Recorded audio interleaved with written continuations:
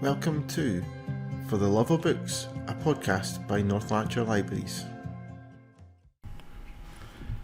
Hi everyone, welcome back to the North Lanarkshire Libraries podcast For the Love of Books. My name is Chris Wilson, the E-Services Librarian, and today's episode is going to be a little bit of a roundup of what we did for Libraries Week recently.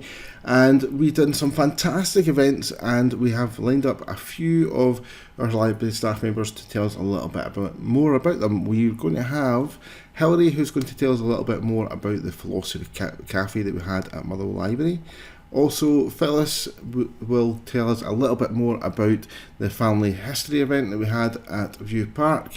We also had a fantastic event at Airdrie Library, which was kind of linked to National Poetry Day as well, and the superstar TikTok person, Lane Penny, was here to chat to us about her writing and her poems, etc., and the Scots language, and it was a fantastic event. And Drew Feeney from Airdrie Library is going to tell us a little bit more about that as well. And finally, we're going to have Thomas from Coatbridge Library telling us about Anne Donovan's visit to Coatbridge Library too. So we'll play all those clips, and you can get a little sense of what happened at those events and also what they mean for the future and as well.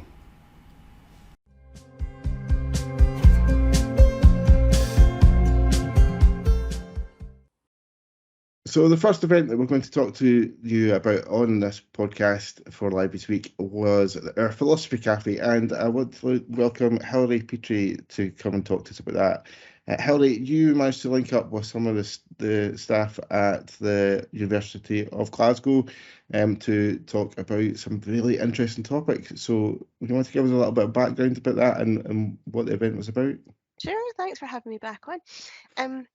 First event of National Libraries Week, we linked up with some of the staff in the University of Glasgow's philosophy department. We had previously had a philosophy cafe in Bridge Library prior to COVID, which had gone down really, really well. And so we thought we would see if there was anybody who might be able to pick up on some sort of more technology-based philosophy. And so we were really, really lucky in that Dr. Neil MacDonald, who's one of the senior lecturers there, was really keen to come out, and he and one of his colleagues, Levance, came out to have a chat with us about virtual reality and augmented or mixed reality. And so, yeah, we had a great afternoon. It was a great way to launch National Libraries Week, and an important subject for people to really start thinking about as technology changes. Yeah, I mean, it's such an interesting topic as well, because there's lots of stuff that you can really kind of visit with VR and augmented reality, how it's going to affect people going forward, and how it's going to integrate into life as we go forward as well. It is slowly increasing. I think most people probably associate it at the moment with kind of things like gaming and things like that, but it is slowly creeping into life in other ways as well. Yeah, it is, and so yeah, as you say, VR very much. People probably come across it in gaming, so that's where you'll see people with the headsets on, so it's over their head and over their eyes, and you can be playing people in other games. You can be doing sort of physical challenges that you're taking part in. So you're dropped into another world, if you like, in terms of what you what you see. Excuse me. People, the team brought a couple of headsets out, and we actually got some people the chance to put them on and have a wee sort of little game session, just basics. But it's also being used to kind of in an education place, because you can, if somebody's done a 360-degree sort of photography of a place, Yeah. that can be uploaded, and you can kind of be dropped in and having a really good look around. So if you're a school pupil studying the rainforest, for example, it's one thing looking at books, working at television, David Attenborough's television programs, or whoever. It's another to actually be dropped in and to get the sense of the scale of everything, to be able to hear that Yeah. and be immersed in that world. And going on into the workplace, VR can also be used as a kind of teaching tool, and you can meet other people there, so you can have meetings where you're all working on the same sort of space, if you like, sharing something together there. And also, for example, if you are going into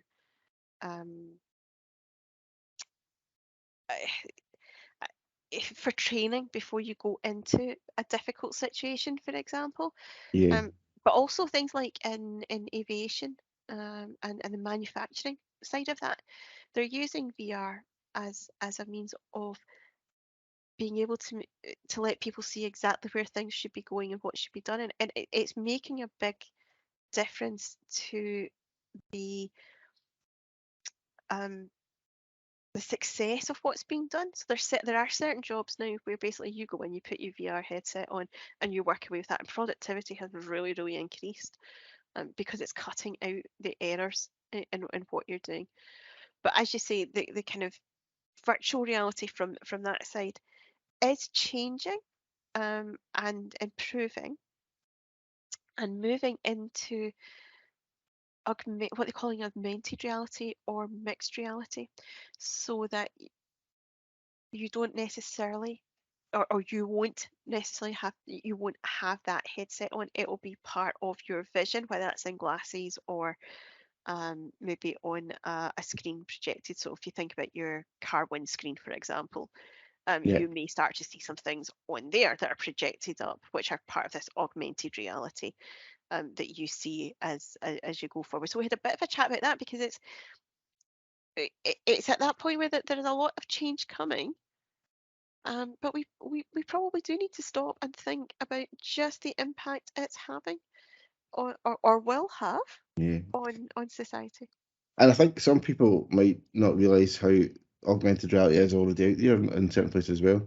I have to admit, I'm a big Pokemon Go player, and it's available in that, so you can get it in various apps and things like that already on your devices, and you can see it in action, where things are projected into kind of your living room Yeah, straight away yeah. and stuff like that. There's another good one. I know some of my colleagues have used, where you can kind of project zoo animals, or Yeah, wild animals into your room, into your various space.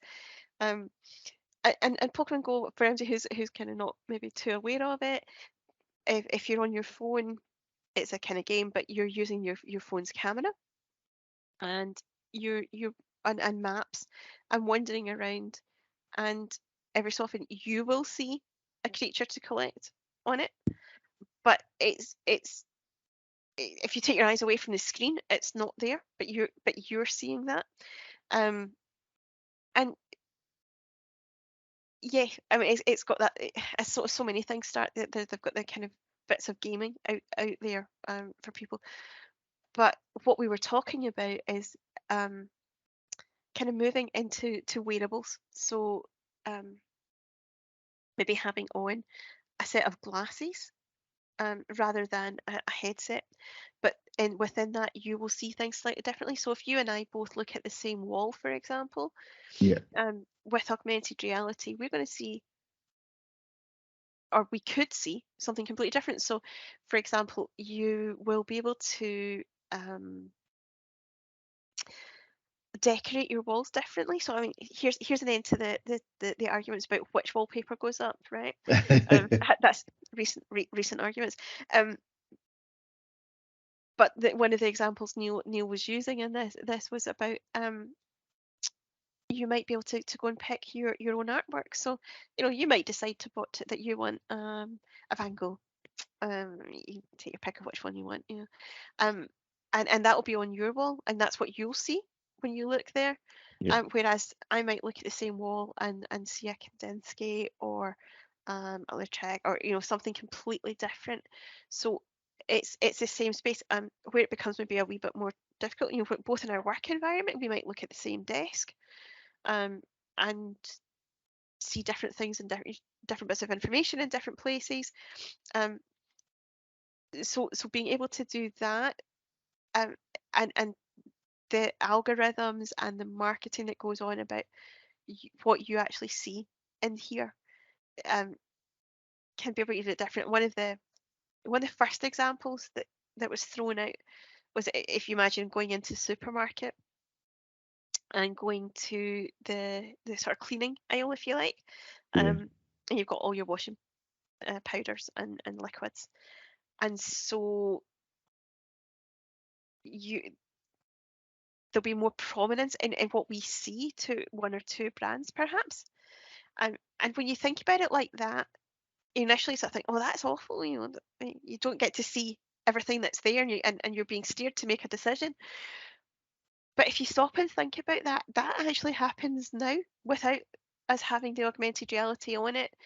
It's part of marketing strategy, that companies will pay for those eye level shelves. Yeah. And so is it really much different that when we see that in our, and so maybe I need to use particular brands because of the lack of scented materials. Will have an absolute sneezing fit if I use very, very strongly scented liquids. So it will know that, and from what it's learned about me, and so it will probably show me, Can highlight that to you but kind more. of highlight where those ones are, and so started at that kind of level of it. But and why I thought it was important that we start to have these conversations is this next bit, is that as tech and companies learn more about us from what we look at online, from what we do, from where we go, and so on, what we see will be challenged by that. So the algorithms will really change that. And so eventually one of the scenarios that was posed to us was along the lines of, you go to the window and you see a fight outside, Yeah. and whether you see what you see there and how you react to it, could actually may not actually be true. It may not actually have happened, but it may be feeding on the information that it's got about you, and or trying to get you to act in a certain way. Yeah. I- and sort of taking that idea about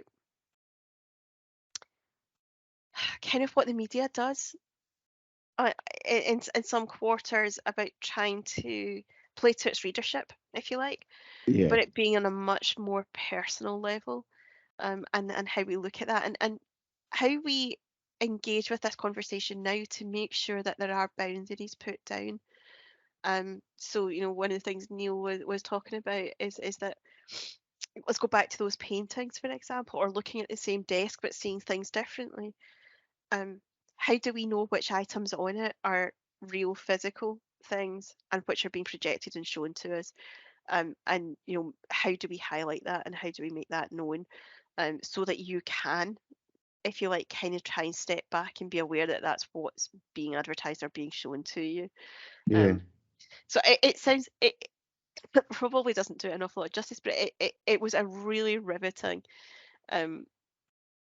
session. It got people talking, which was the whole aim of it. And Yeah. there were 11 of us there, and the conversation just really took off, and people were forced to stop and think. And to me, that's the real basis of a good philosophy cafe. Yeah, it sounds like a fantastic event, and it really covered quite a lot of really kind of cutting edge topics, and it does, and it seemed to have got quite a good uptake in terms of people wanting to come along to listen to it as well, or take part in it. Yeah, I mean, it was great CPD for the digital team.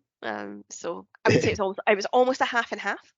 That we the a lot of the digital team, not everybody, but a lot of the digital team were there just to get our minds stretched and to be thinking about it as we look and discuss about how we might implement some of this technology, because libraries back in the 90s were the place where people who, internet was brand new. And libraries were the place where people came and they got to try it and they got some support learning about it and how to get online and to use it when it was still too expensive. And look how good a job we did at that. It's now everywhere. Well, that's it. But that's where people got that initial help. And we were part of a BBC project pre-COVID where it was starting to do this same sort of things. We had some headsets. We got the chance to let people try them. So that again, people, these are still expensive bits of kit. Yeah. And okay, yeah, you can have some bits and pieces on your phone and you can do some stuff really cheaply, but it's good to let people try these things to see what's happening and to have that discussion, because it is going to be a new way of learning, and we're at that lovely point in the technology where things are being tried and not working and put aside or changed around like that. But something will come out of it, and so as a team within the libraries, we are already looking at some of our colleagues and other authorities who have got headsets out and are doing sessions, and looking at maybe how we explore this and take this forward for the community in North Lanarkshire through the libraries. Again, as it just being somewhere for people to come and to learn and to try kit that's not financially viable for people to have at home at this stage, but that is going to make a big difference in life. And I think the internet's a great analogy, the way you picked up on it there, Chris, because if you go back that 25, 30 years to the mid 90s and look where we are now, 30 years from now, Exactly. I think we could be in exactly the same revolution with this kind of technology. Who knows? Who knows? Yeah. It's exciting times in terms of that. Yeah. What was the kind of general feedback from people, and did anybody fall over while they had a VR headset on? I always feel dizzy whenever I have them on, I have to admit. Yeah. So I had that little heart and mouth moment as I realised that we were going to be using these headsets standing up and not sitting down as we've done previously. But no, everybody was quite okay with it. And the headsets they have, it was a kind of boundary that was put out on the machine itself, so that if you moved too far out of where you started, it cut out. So you had the kind of boundary, but you needed to be able to move about in order to interact with what you were seeing and do what was being encouraged of you. Feedback, yeah, everybody loved it. I think it's still got that kind of new technology element to it, and what I found most heartening actually was that some people who came and took part are people who are not renowned for really talking in groups. And that's a great thing. Exactly what happened. They were having a real blether with people, and so you saw people's boundaries break down and their reservations break down just a wee bit with it, which was fabulous. We also had our Macmillan team, some of our Macmillan team come up and use it. And that's opened up some discussions with them as well about the potential use of this as we go forward. So it's been great from all of that. And it allows us to go back to management again and say, can we? Can we? It sounds like it's been an absolutely fantastic event, and it's been great for you to come on and give us a little bit of a chat about it and let us know what happened. And I guess in terms of VR and augmented reality, we will just have to wait and see where it goes in the future. That's it. Absolutely. Thanks for the opportunity. You are very welcome.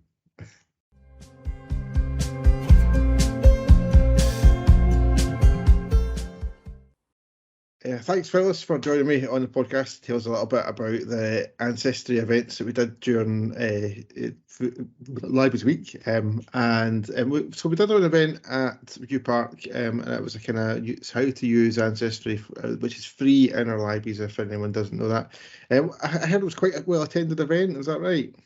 It was a well-attended event. It was a really horrible, nasty day, bucketing with rain, absolutely freezing, and with a horrible feeling Hilary and I were going to turn up and basically talk to each other. but no, we had 5 lovely genealogists who turned up, who were all quite well on in their research. So it made for a really interesting afternoon. Brilliant, that's fantastic. And our family history events are becoming quite a lot more popular in our libraries, because obviously that one's worked out quite well during Libraries Week. And I know obviously you've got a group at Cumbernauld just now with potential other things coming out as well, isn't there? Yeah, we're hoping to get a group started in Coatbridge before Christmas, and then as a result of the group in Dew Park, we're looking to do one there, probably starting towards the end of January. Fantastic. And that kind of free resource that we've got in our libraries with access to Ancestry and things like that on our own PCs in the library, that's such a great resource for people that kind of kickstart their search into their family history, I think, and with it, especially with it being free. Yeah, absolutely. I mean, one of the things we used to use Scotland's People quite a lot, and it is a great resource, but Ancestry Institution is by far and away the one that we want to be using, because not only do you have access to the birth certificates and that kind of thing, we're now getting access to the poor law records and parish registers, and we actually had Vibka McGee from Archives through at Cumbernauld just to doing a wee talk on the stuff that they've got. Yeah. And she did a wee bit on Ancestry Institution as well, showing us some of our local records that are now on Ancestry Institution.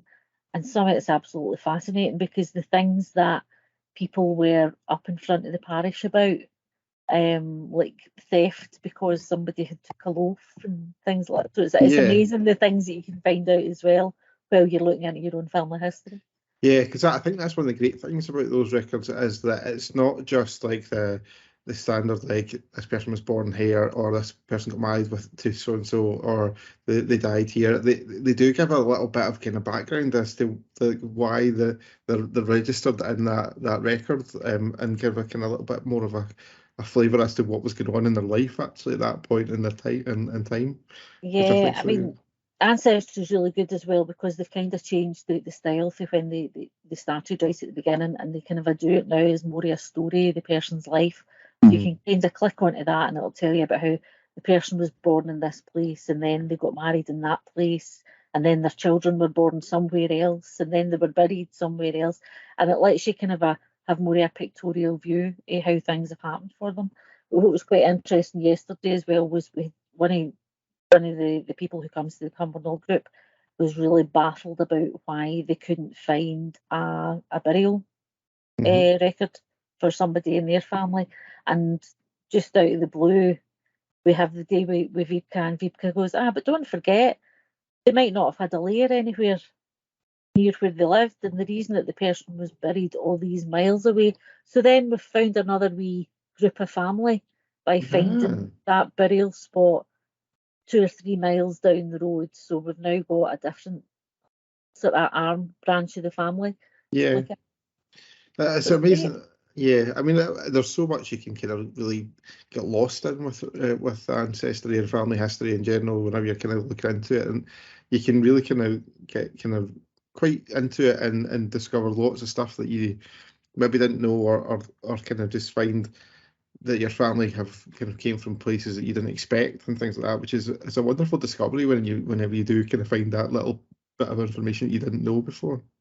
It is. It's great that you get to see the way your family has branched out, because although you kind of have this notion that like one branch of a family can go on to be quite big, you don't always quite see it that way. And again, a couple of the folk at Cumbernauld as well had done their DNA, and they're discovering branches of their family all over the world. So yeah. I'm now waiting with bated breath to November for my DNA results to come in, so I'm looking forward to seeing that. It's fascinating. I have done mine as well, and I have discovered various family members who were things like they were adopted at birth and things like that. So nobody actually really knows who they are and things like that that I'm aware of. And things. So it is, the DNA thing in particular does throw up some fascinating things, which is a fantastic section of Ancestry. But even just the kind of basic stuff that you do get through the access from the library, things like that, can throw up some fantastic bits of information. So it's a definite great link there. And like you were saying there, with our archives team available as well, there's a great resource there to be able to find information through them as well, isn't there? they're absolutely fantastic, and they really are the specialists in it. They have all the additional special skills that you need when you're looking into archives. And some of what we're looking at on Ancestry is transcribed from original records. You might find that some of the spelling's not quite right or whatever, but then you come on to the actual original document and you look at it and you're thinking, well, actually, maybe I would have been better with the badly spelled transcribed document, because I can't make out anything to see. But our colleagues in Heritage actually do have a course that they do where they will teach you how to read these handwritten records. Yeah. So we're looking forward to getting them out to come round. There are different groups to come to Coatbridge and Dew Park and Cumbernauld and give us a wee chat and show us where we're going wrong. Fantastic. How to do these things. It sounds like there's some fantastic things in the pipeline for ancestry courses and things like that, and groups that we've got running. And I think anyone who's interested will have a great time to get involved. And they basically just would have to drop you guys an email at login-to-learn@northland.gov.uk to register an interest in any of the groups. Yep. and kind of come along. Drop us a line, register an interest, and we'll make sure there's a teacup with your name on it on the day. Fantastic. That's great. Thank you very much, Phyllis, for coming and giving us a wee kind of insight into what we did for Libraries Week and also the kind of future for Ancestry in our libraries. No problem. My pleasure.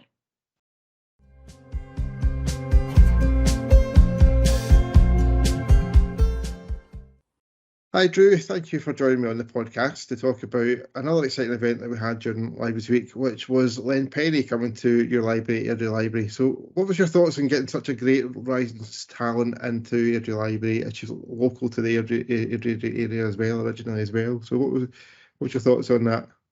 Hi Chris, it's great to be back on the podcast. Yeah, we were absolutely delighted recently to welcome Len to the library as a part of the National Libraries Week events that we were having, also as part of our New Tricks series of sessions that I'm sure we'll talk about. Len, it was wonderful to have her, to have such a rising star, already an established star on TikTok and social media, but to have her actually in person, coming and reading her poetry and discussing her work and discussing how she's got to where she is, even at this very early stage in her career, was wonderful for us. It was really, really good. It was great to have her. We're delighted that she's from Airdrie and that she's doing so well. And we were delighted to welcome her to our hometown library as well. So I think it was a brilliant event, and it was one that we were very, very happy to host, and it went very, very well. It was a really good National Libraries Week event for us. Yeah, I mean, I came along to the event as well, and it was a fantastic event, and such an engaging speaker, and I think she really did relate very well to the public there as well. You mentioned it was part of the New Tricks events that go on at Airdrie. Do you want to kind of give our listeners a little bit more of a detail of what New Tricks is all about, their kind of background behind it, and sort of what also might be coming kind of soon to Airdrie Library with that? Yeah. So Len's event, as I say, was part of our New Tricks programme, which is a series of ongoing events aimed at ostensibly older adults, but really anyone who wants to get out and wants to engage in something new and something different. And it's a series of, at the moment, weekly events where we have different sessions every week. They might be taster sessions and things that you've never even considered trying before, never mind had a go at. So we have things like we have Len herself, of course, wonderful kind of established authors come and talk to us. We also have quizzes.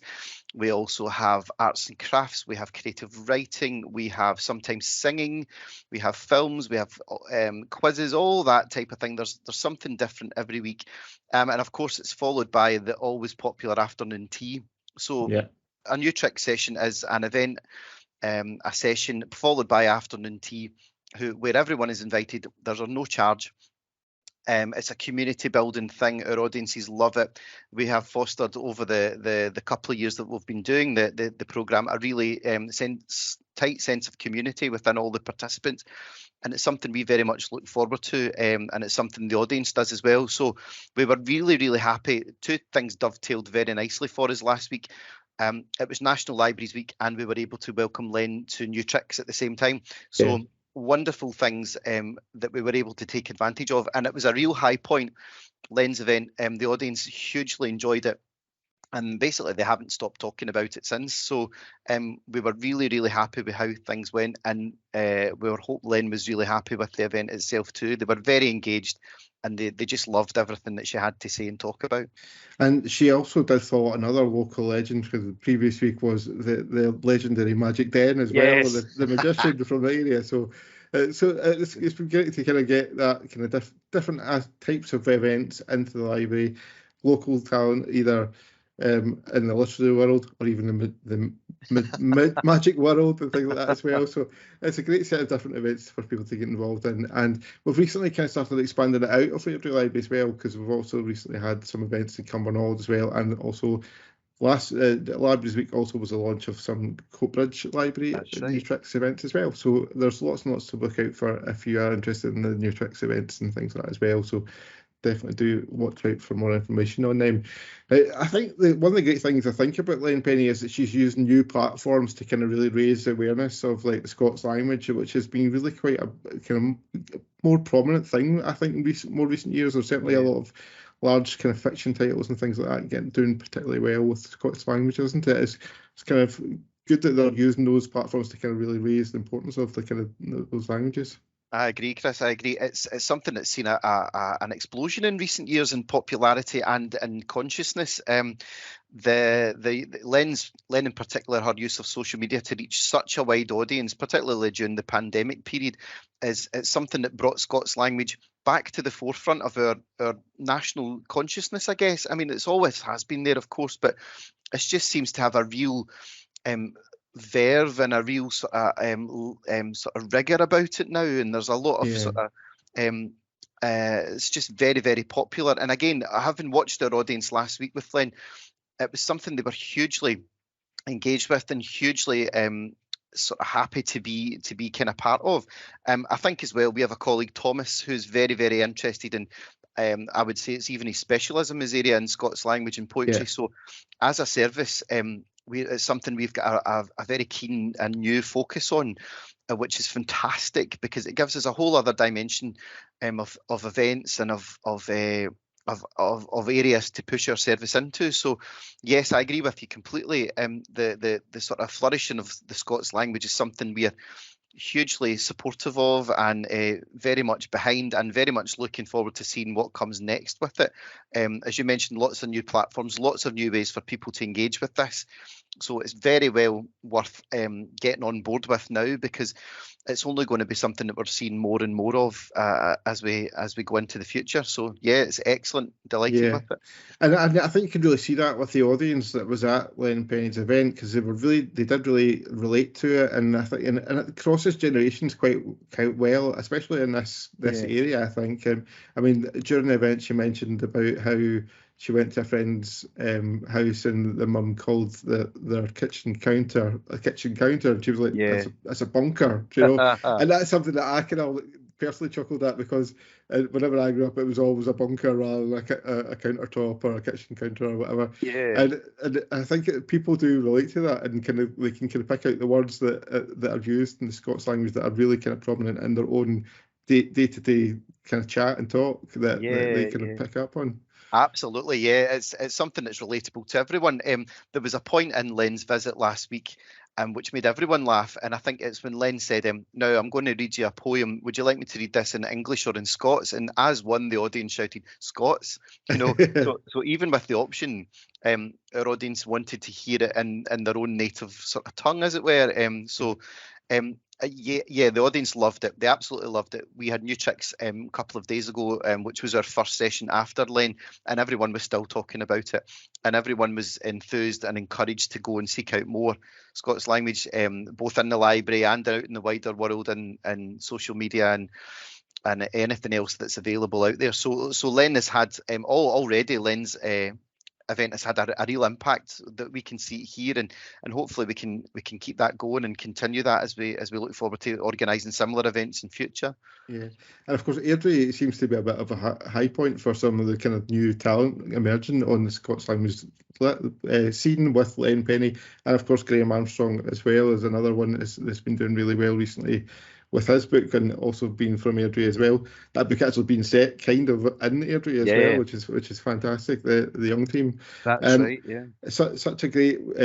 It's great to see such emerging talent coming from North Lanarkshire, and more specifically just in one of the towns in North Lanarkshire, and those two writers' cases in particular. We're very pleased to let you know that Len Penny has actually given us permission to include one of the recordings that we made from the event of her doing one of the readings of one of her poems, and we will include that in our podcast next for you guys to listen to. But thanks for joining me, Drew, and telling us a little bit more about the Len Penny event, and we'll chat to you, I'm sure, again soon on the podcast. But thanks, here's the Len Penny poem for you guys to enjoy.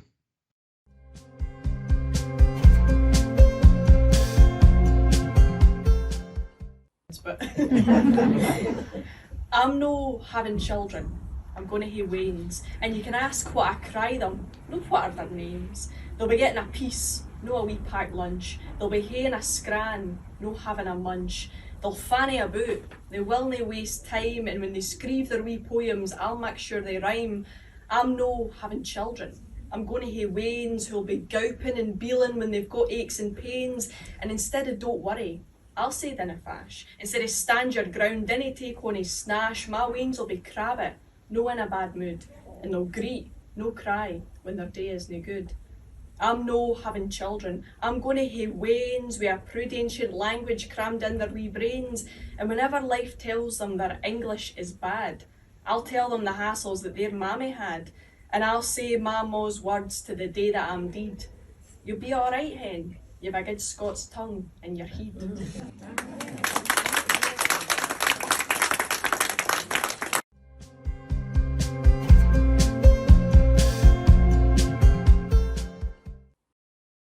Next up, I've got Thomas from Coatbridge Library to come chat to us a little bit about Anne Donovan. Now, Thomas, you got to host the Len Penny event that we had, which was a fantastic event in Airdrie Library.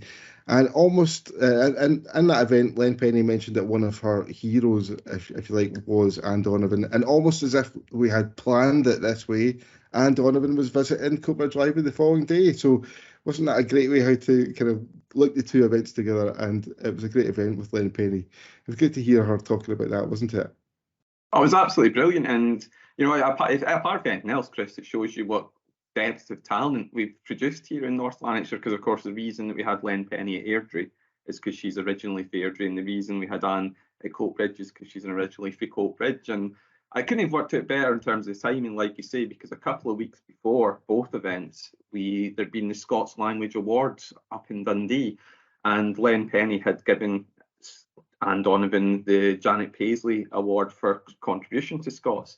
So that was all total coincidence, as you know. The Len Penny event and Anne Donovan event were arranged completely separately, but the Scots language world is kind of a small world, so it's no massively surprising to converge in that way. But it was lucky for us, really lucky for us. I like that so well. And Anne Donovan is such a huge and well-known Scottish writer, isn't she? So she's done some fantastic books and short stories and things like that in the past.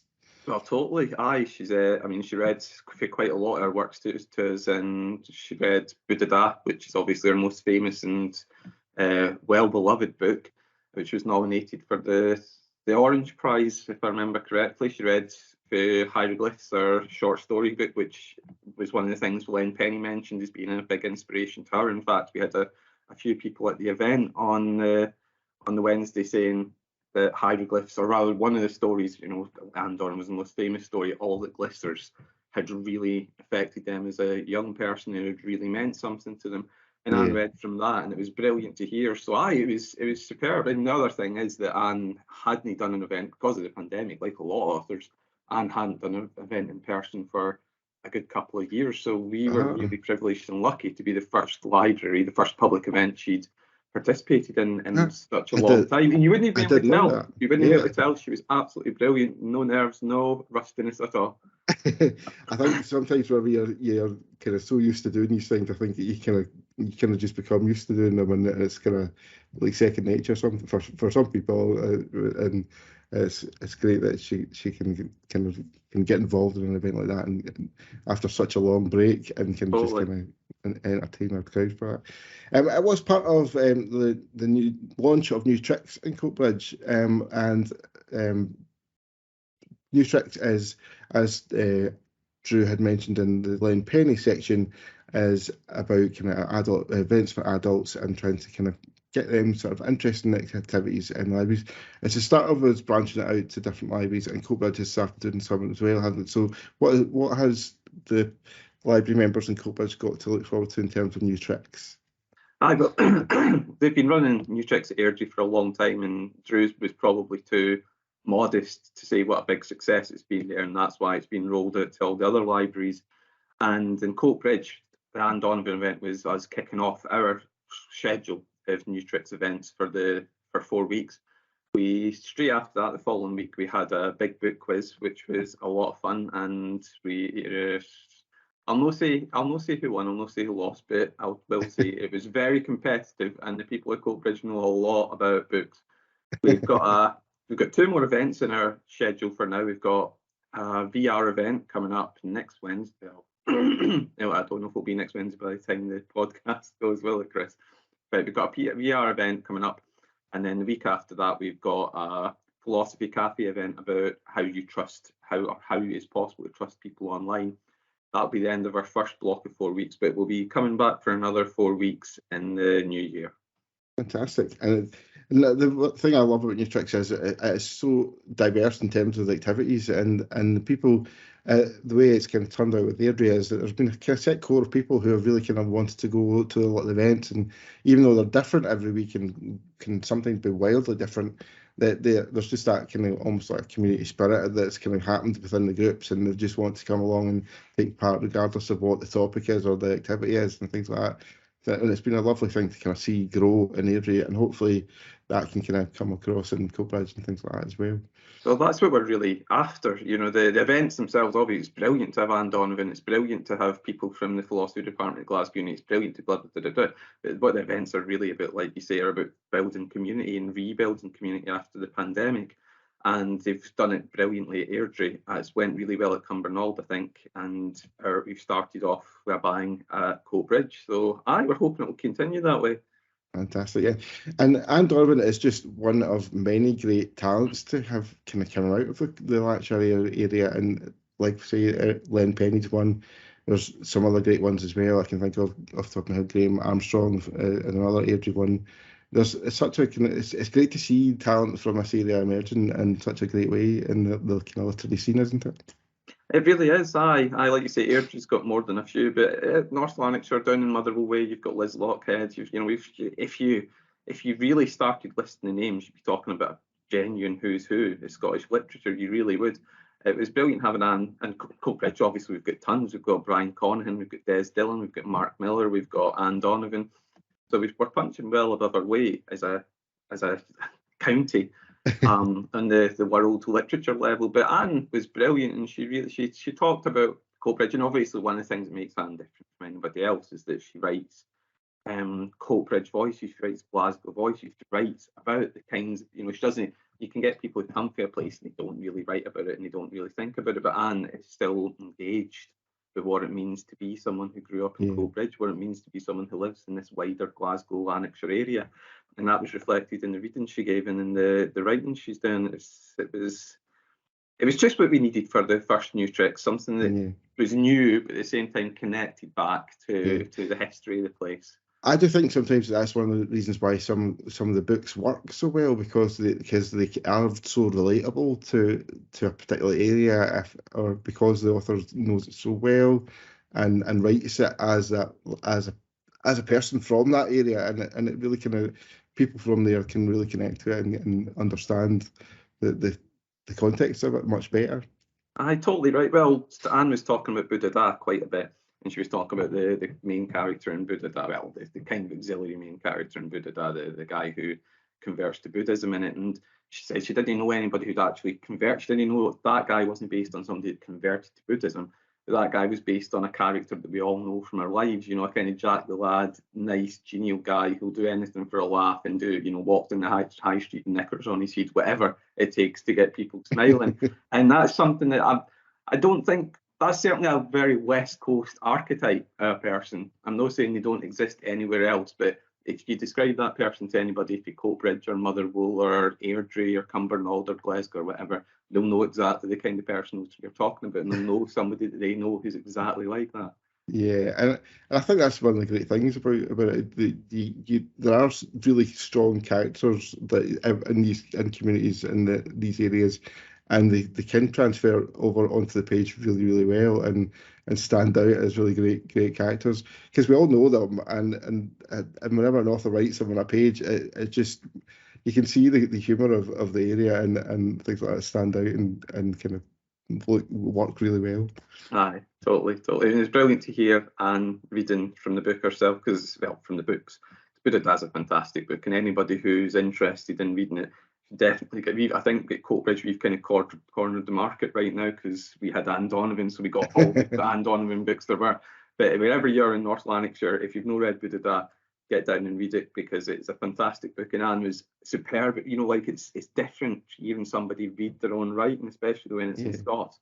And Anne was able to, you know, derive humour and pathos that you wouldn't necessarily read into it yourself. It was something else. It was something we've really badly been missing while we've not been having live author events. Yeah, actually, that's something that kind of Lane Penny touched on a little bit as well, about her work as well, how whenever she reads it, it can sound different from when other people read it as well, because she knows the kind of points where she wants to kind of emphasise maybe parts of words and things like that sort of stuff. And it's interesting hearing it from the kind of writer, or Len Penny's case, the poet and things like that, and seeing just how differently it comes across from as to when you're kind of just reading it yourself.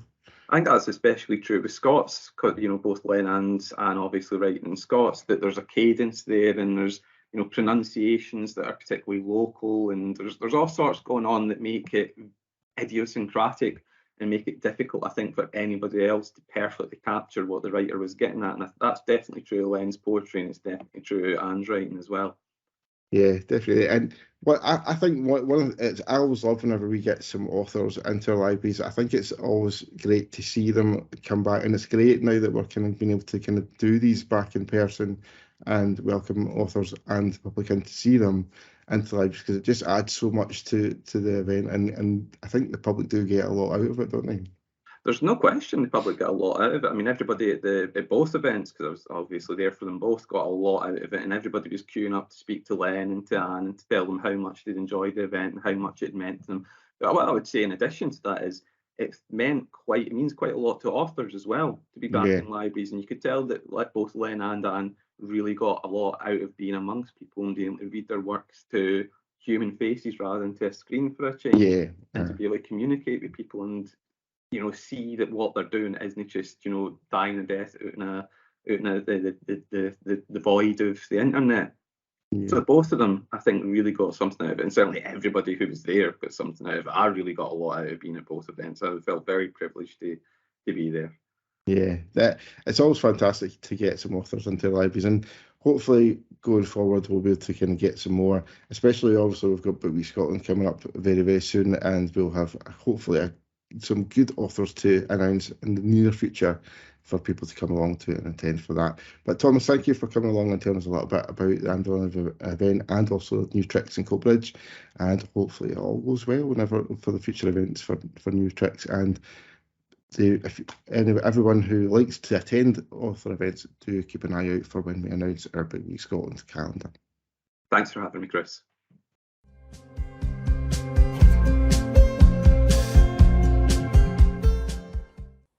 So I hope you've enjoyed hearing a little bit about what we got up to during Libraries Week. It was fantastic, and if you came along to some of the events, thank you very much for coming and enjoying them. It was a great week, and we really got lots of fantastic events out there, lots of different topics as well, so it was really varied, and that was fantastic.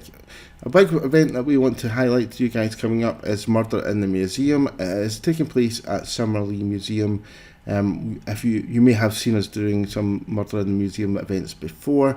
This year it's got the fantastic title of Revenge of the Legwarmers and will take place on Friday the 25th of November at 7 p.m. and the tickets for that cost £10, with all the proceeds going to Macmillan Cancer Support. It's a fantastic event and it will be all the money goes to a fantastic cause. You can buy tickets for it on the website as well. If you visit culturenail.co.uk/Summerlee, you will find the links in there for buying tickets and stuff like that. So do pop along to that if you get the chance. It will be a night to remember, I am sure, especially for anyone who can remember some very interesting 80s history and things like that as well, and remember all the fantastic songs and possibly terrible fashion that was about in the 80s as well. So do come along to that and enjoy that. If you have enjoyed this podcast, do leave us some feedback using the hashtag FLB podcast on Twitter, or by using the email address librarypodcast@northland.gov.uk. That's all for us for now, guys, and we will be back again soon with more episodes. But thanks for listening for now. Bye bye.